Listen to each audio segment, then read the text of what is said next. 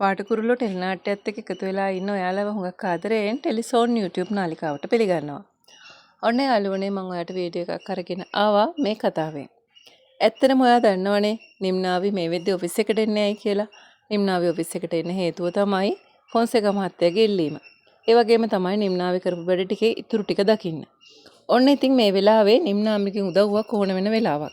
ඒ වගේම තමයි නිම්නාවි ඔෆිස් එකේ රඳව ගන්න අවශ්‍යතාවය තියෙන මොහොතක ෆොන්සේකා මහත්තයා කරන වැඩක්. ඉතින් මෙන්න මේ වීඩියෝ එකෙන් කියවෙන්න යන්නේ අන්න ඒ දේ ගැන. ඔයා මගේ මේ වීඩියෝ එක බලලා ඒකට කැමති නම් මතක ඇතුව ලයික් එකක් දාලා කමෙන්ට් කරන්න.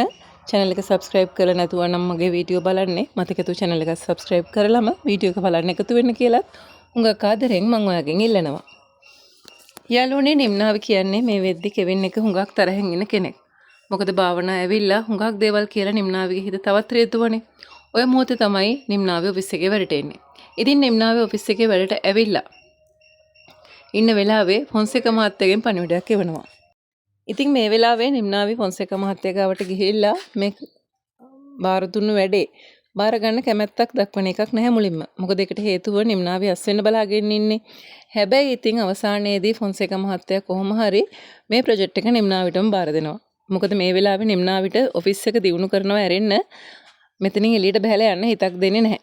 ඔය හේතුවත් එක්කම තමයි නිම්නාවි අනිවාර්යයෙන්ම මේ ප්‍රොජෙක්ට් එක බාරගන්නේ. ඉතින් නිම්නාවි මේ ප්‍රොජෙක්ට් එක බාර ගන්නවා කියන්නේ ඉදිරියේදී කෙවින් එක කතා බහ කරන්න, කෙවින් වාශ්‍රය කරන්න නිම්නාවිට නැවතත් හැකියාව ලැබෙනවා. ඉතින් අපි බලාගෙන ඉමු මේ වෙලාවේ මේ විදියට සිද්ධ වුණොත් ඊට පස්සේ සිද්ධ වෙන්නේ මොකක්ද කියලා. ඉතින් ඔයාලට පුළුවන් මේ ගැන මට කමෙන්ට් එකකින් කියන්න.